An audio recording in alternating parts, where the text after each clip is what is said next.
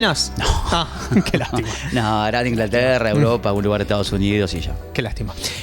Bueno, contábamos hace un ratito nada más una de las que debería ser las noticias más importantes de lo que está ocurriendo en el país, por lo menos para llamar la atención, por lo menos para tratar de imponer cierta responsabilidad, alerta y distintas cuestiones vinculadas a la protección de un ambiente que cada vez se hace más difícil de cuidar. Tiene que ver con los incendios en el sur del país, el incendio en el Parque Nacional Los Alerces, que se expande lamentablemente cada vez más, miles y miles de hectáreas afectadas, evacuación de distintos pobladores, la atención que se trata de poner para contener lo que lamentablemente fue una irresponsabilidad de una persona que estaba ahí en el parque. Pero para entender un poco más lo que significa dimensionar la gravedad de lo que está ocurriendo en este momento en nuestro país, vamos a hablar con Guillermo Folguera. Él es biólogo, filósofo, investigador del CONICET, profesor de la UBA, y con él vamos a tratar de entender qué es lo que está pasando. Guillermo, ¿cómo estás? Nacho Corral y Daniel Jiménez te saludamos. ¿Qué tal, Nacho, Daniel? ¿Cómo andan? ¿Bien? Muy bien, ¿y vos? Bien, todo bien, gracias.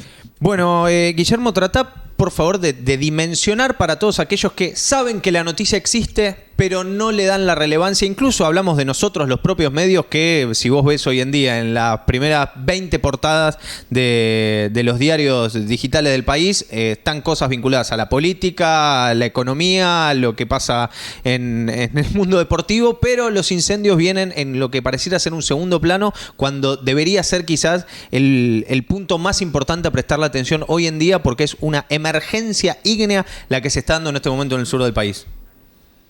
Hay como una naturalización, ¿no? Como por momentos, bueno, una parte del país está prendida a fuego, por supuesto que no es algo nuevo, pero es algo que claramente se ha intensificado muchísimo en los últimos años. ¿Saben cuándo sí es noticia? Cuando llega el humo a una gran ciudad. Totalmente. Como fue en el caso de Rosario hace relativamente poco, o cuando fueron los incendios en Buenos Aires, en la zona del Delta. Ahí aparece como noticia.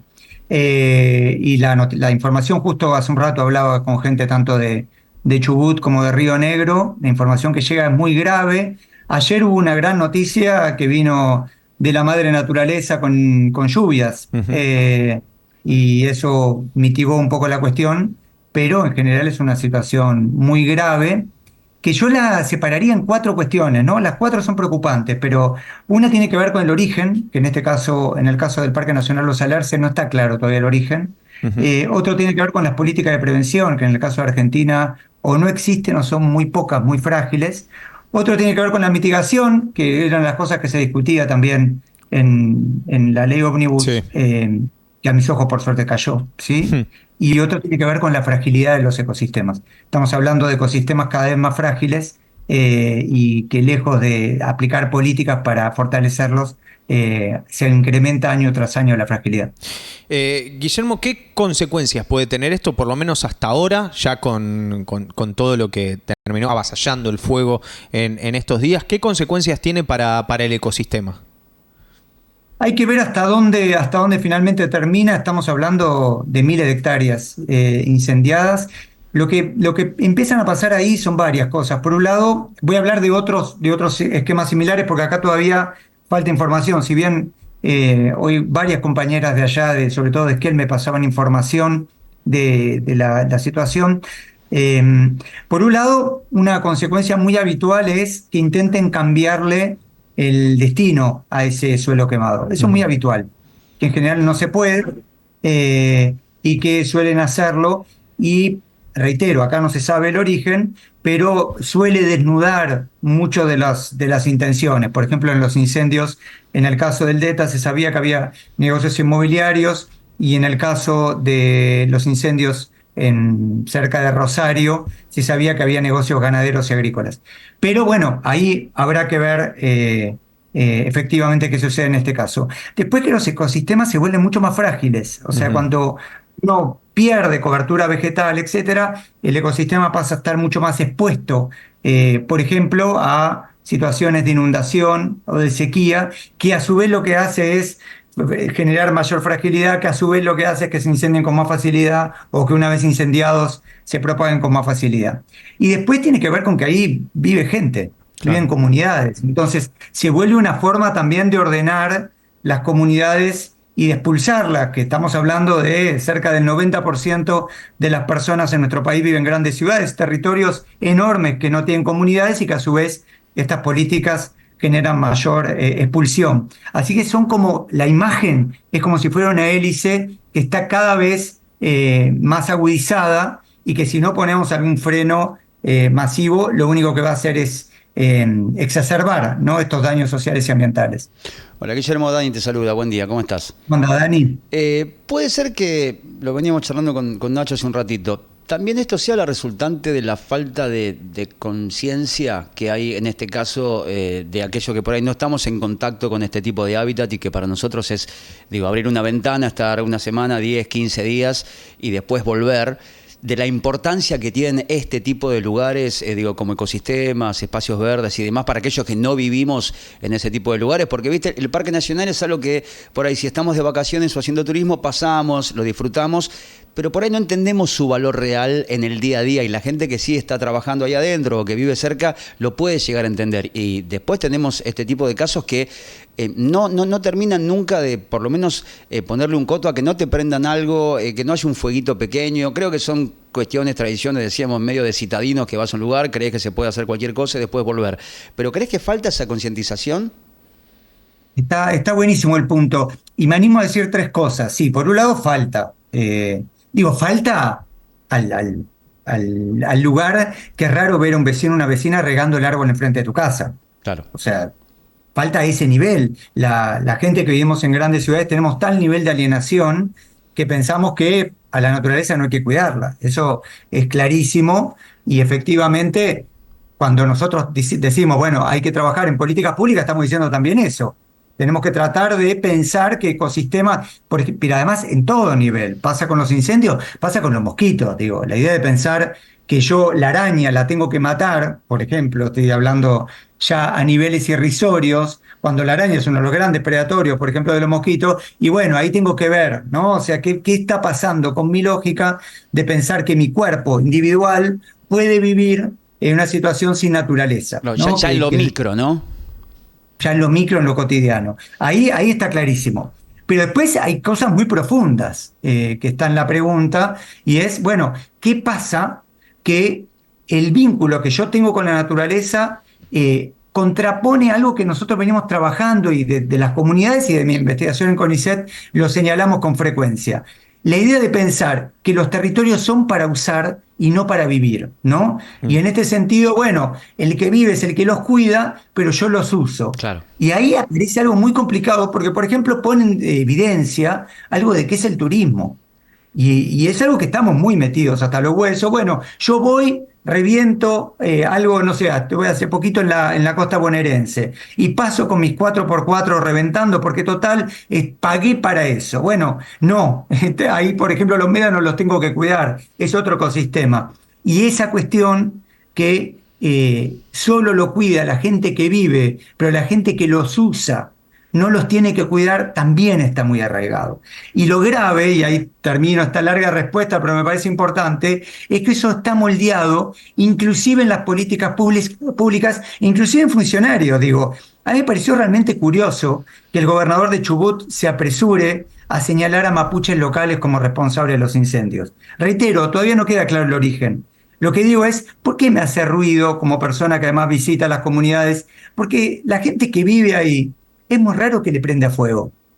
Por un montón de motivos, entre otras cosas porque los incendios se suelen salir de control y terminan afectando de una u otra manera a las comunidades locales. Así que no suena muy verosímil que comunidades locales, sean mapuches o no mapuches, sean las que estén incendiando. Parece más bien alguien que, o bien un piromaníaco, o bien alguien que tiene algún negocio, es que en general ocurre. Por todo eso, yo creo que es muy importante comprender que acá estamos hablando de algo que efectivamente va a involucrar la política pública y la pregunta de cómo hacemos para cuidar los territorios y frenar esto, que lo menos que podemos hacer es naturalizar que una parte importante del territorio argentino esté bajo llamas. Y Guillermo, justamente en función de esto que decís, de tanto las políticas públicas que son necesarias, como un poco el apoyo de la población en general, vinculado a lo que decías de la alienación de muchos de los que no vivimos ni siquiera cerca de los parques nacionales, y en el debate parlamentario se planteó, lamentablemente, por parte de legisladores, diciendo, bueno, pero ¿para qué queremos un parque nacional? ¿Por qué poner plata en cuidar un parque nacional?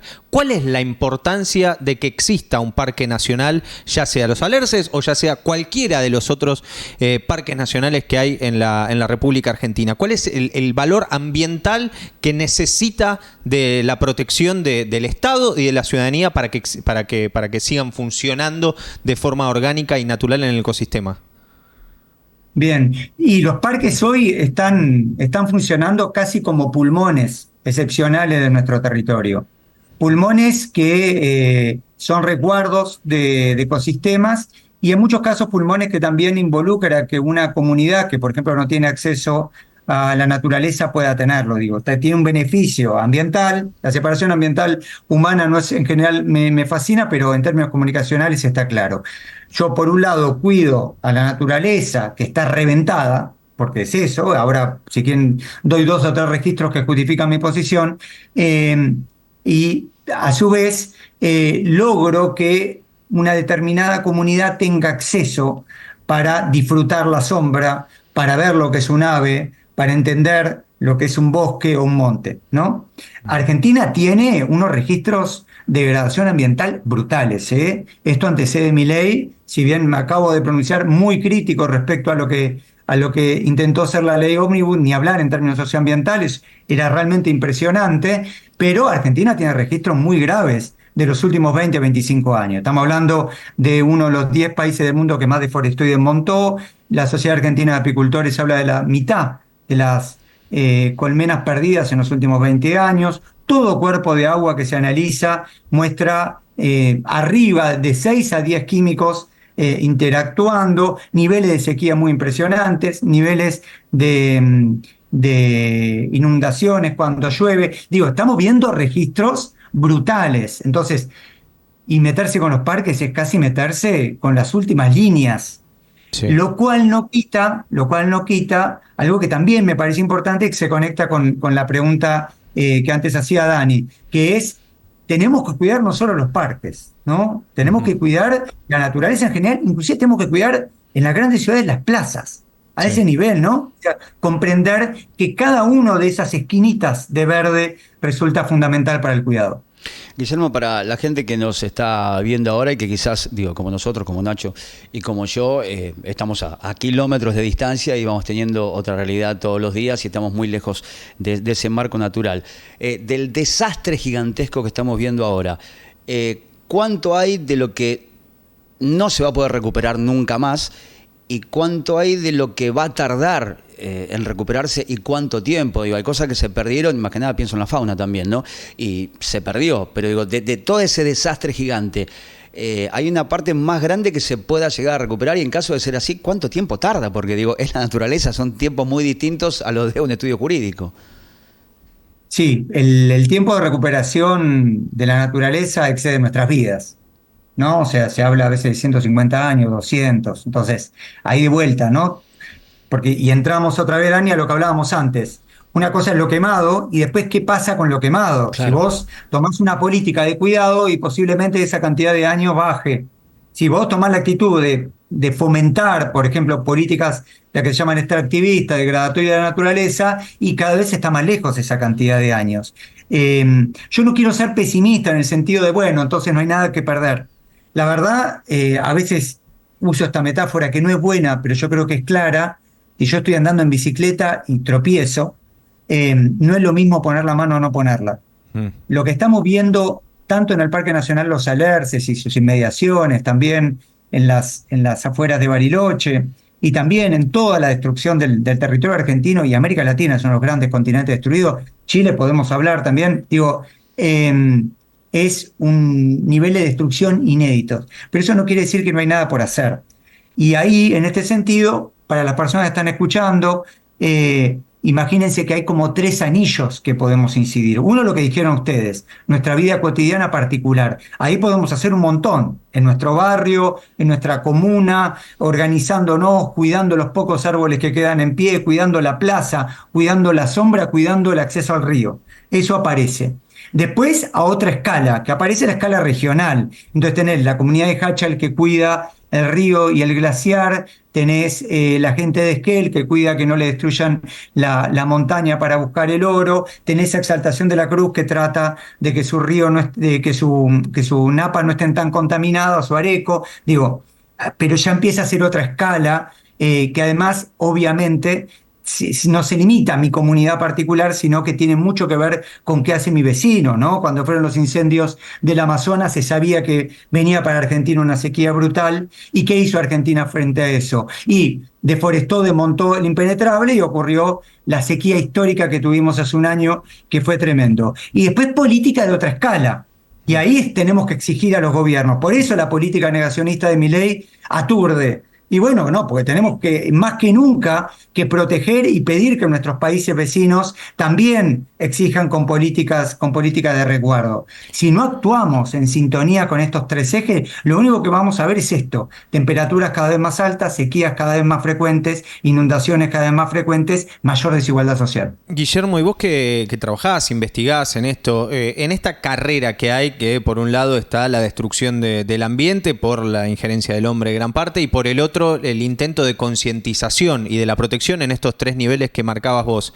¿Crees que es una carrera en la que la concientización le puede ganar a la destrucción? Porque lamentablemente, más allá de que pareciera haber una mayor comprensión de lo que significa el ambiente, sigue habiendo un contrapunto muy pero muy fuerte desde distintos puntos, hasta que al día de hoy llega la presidencia, digamos, que llegó alguien a ser presidente negando que existe una situación así, acá en Estados Unidos y en muchas otras partes del mundo. ¿Cómo ves esto al mediano plazo? Porque ya ni siquiera te tiro un largo plazo, porque no sabemos qué puede llegar a pasar. Yo en general evito las categorías optimista y pesimista, ¿no? En el sentido de eso, sino más bien en si hay algo por hacer. Yo confío plenamente, por mi experiencia, reitero, como investigador, pero también como activista, cada vez que se le ha comunicado a las comunidades y se le ha dado información buena y se le ha dado tiempo para organizarse, las comunidades se organizan y se movilizan. Esa es mi experiencia. Y les puedo mencionar 30, 40 comunidades que yo conozco de nuestro país que se organizaron. A veces uno dice no de la cantidad que a uno le gustaría, a veces no se logran exactamente todas las medidas, pero siempre las comunidades se organizan. ¿Por qué? Porque en la medida en que uno explica, por ejemplo, me muevo un poco de la cuestión de incendios y me voy a otro, la contaminación química. Si en la medida en que uno explica, por ejemplo, que los niveles de prevalencia del cáncer que está viendo nuestro país de manera informal están vinculados con el agua que se toma, claro, la comunidad deja de estar ajena a eso. Y en la medida en que uno lo vincula, por ejemplo, con la forma de producción, o bien con la minera Barrigol que tira cianuro y mercurio al río, o bien con los agrotóxicos de Exaltación de la Cruz, por ir a 2 o de Areco. Entonces, por ir a 2 ejemplos que conozco bastante bien. Ahí la comunidad se organiza.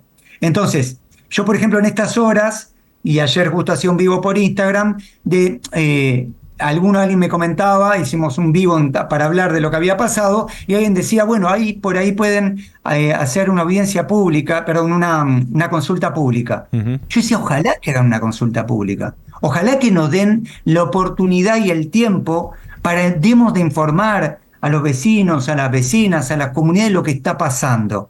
Porque confío plenamente. Después se tomará la decisión que yo considero mejor, pero yo confío mucho en la información. Por eso es tan importante, y yo les agradezco mucho este momento de poder hablar de estos temas con cierto cuidado, porque yo creo que en la medida en que las personas escuchan, y escuchan básicamente que su salud, su bienestar y que el bienestar de la naturaleza está en juego, yo creo que las comunidades saben qué elegir. Guillermo Folguera, muchísimas gracias a vos por el tiempo, por explicarlo también tan claramente. A ustedes, muchísimas gracias, un abrazo enorme. Un abrazo grande.